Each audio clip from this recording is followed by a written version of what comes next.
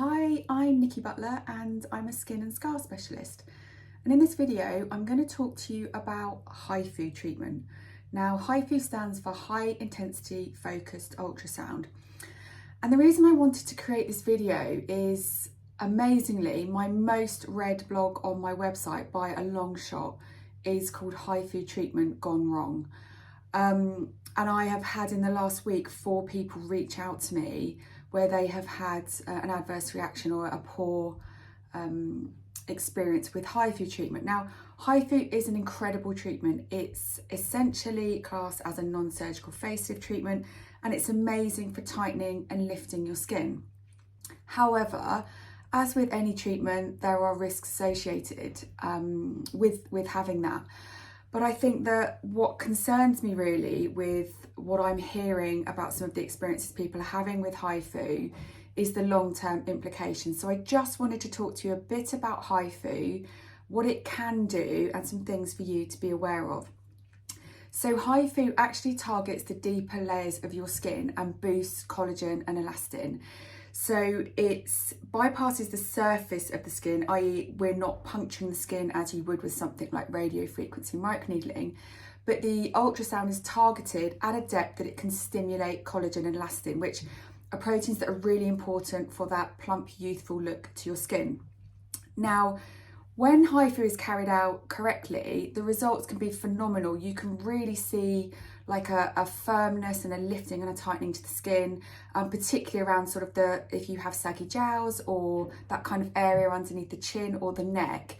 It's a phenomenal treatment. And actually even on sort of eyebrow lifts, it's something that my clients often have as an alternative to something like Botox or alongside those treatments, but they would have injectables on a much less frequent level. So the treatment is very powerful. Something that you might have seen advertised as a real benefit is that it also targets fat cells within the skin. So the fatty layer of the skin, to break down to fat cells to give a slimmer look to the face. You might also hear it referred to as it targets adipose tissue, so fat tissue. Now, that's true. HIFU can do that, and for some clients, it's fantastic. It helps to get rid of those stubborn pockets of fat as well as tightening and lifting the skin. But that is not suitable for everybody. So just because a treatment can do something doesn't mean it should. So absolutely, for anybody with a slim face, you should not be having HIFU where the practitioner is targeting that layer of skin. There are typically different cartridges that you would use with HIFU that target different depths in the skin.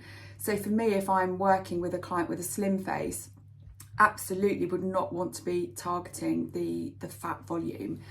And actually on that point, it's really important that your practitioner understands what's going on in your face. So we have fat pads all over our face and they diminish as we age. And that's why we lose volume. So we have fat pads in kind of these areas and sort of all around the jowl area and even down into this area here.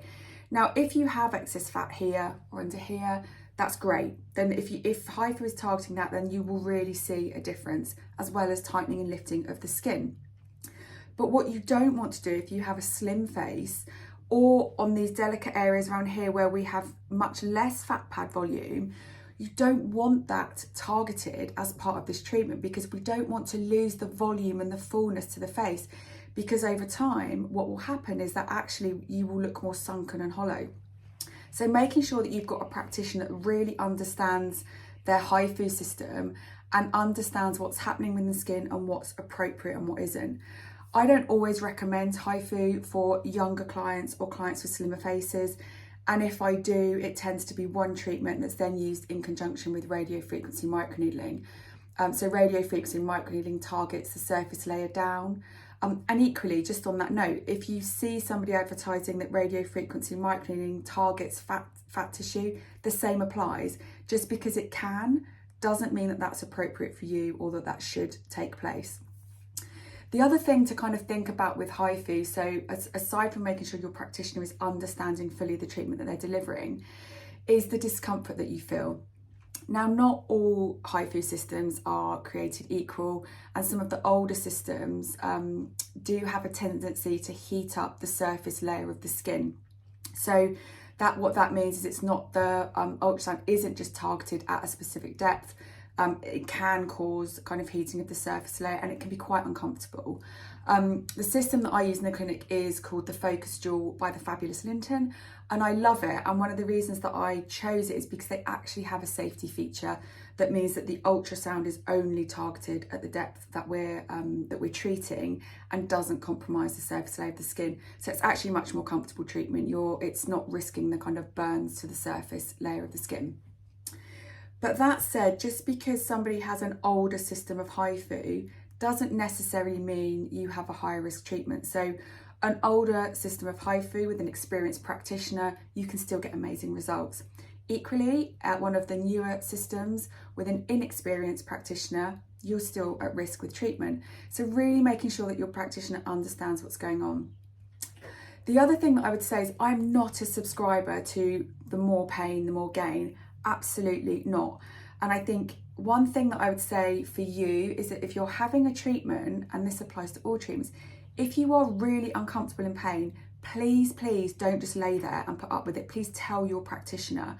So as I mentioned, some HIFU treatments can be quite uncomfortable because they don't have the same safety feature as the Linton Focus Dual, then it can heat the surface of the skin. But please tell your practitioner if you are uncomfortable, because that is where you run the risk of having burns or adverse reactions. And some of the people that have contacted me recently have had both scarring from burns to the surface layer of the skin, but actually also they've had some of the fat volume destroyed because the treatment was too aggressive and targeted at the wrong depth for their face. So always be open with your practitioner about the level of discomfort that you're in. I'm really overly dramatic about this in the clinic with my clients. I say to them, I do not want you above a 4 out of 10 on a discomfort scale. And the reason for that is not actually just because we don't want to be kind of risking an adverse reaction to treatment, but physiologically something very different happens in your body when you're at a 4 out of 10 or lower. The body's in a minor controlled trauma state. So it knows we're doing something, it's a little bit annoyed, but the reaction that your body physiologically has is boost collagen, boost elastin, we get that tightening and lifting, we get that improvement in skin health, which is what we want. If you're secretly laying there at a 7, 8 out of 10, sort of having pain sweats and excruciating pain and thinking, I just want this to be over, whilst you're also risking damage to your skin, physiologically, your body goes into more of a trauma state. So you'll get a rush of your stress hormone, cortisone, your adrenaline will spike. And actually when your body is in that elevated stress state and your cortisol levels are high, it will automatically minimize non-essential processes. So what we're wanting your skin to do is to react and boost collagen, boost elastin and improve that cell turnover and skin health. But if your body's in a stress state, it's very clever. It actually minimizes what it considers non-essential at that point because it thinks it needs to get you out of danger. And the things that tend to suffer when we're in an elevated stress state are hair, skin, nails, digestion. So it's really, really important from that point of view that you are really open with your practitioner about how you're feeling, about your pain levels. If you have had a negative experience to HIFU, please go back to your practitioner as soon as possible and have a discussion with them. If you have had any damage to the surface layers of the skin, please let that heal before you consider any other treatments. It can take 6 to 12 months to see the full results and therefore impact of a HIFU treatment. But it's very important that you're liaising with the practitioner that has carried that out. If you have damage to the skin, such as scarring, then there are treatments that can help improve that scarring once your skin has fully recovered naturally. If, unfortunately, there has been a loss of volume from the fat pad and the natural volume within your skin, then unfortunately the only real options you have there are injectables to put that fullness back in. We can't re-stimulate fat volume within the structure of the skin. I really hope that helps, and if you'd like to reach out, then please do so. I'm going to put a link to the blog HIFU Treatments Gone Wrong underneath the video. If you do have questions, please reach out, but please know that in the right hands, HIFU is an incredible treatment. It's just that it's not right for everybody, and you need to be very careful about why you're having treatment and what your desired outcome is. So always discuss that with your practitioner. I hope you found that helpful. Please get in touch if you need anything. You can email me, nikki@nikkibutler.co.uk, or reach out on the social media platforms. Thank you.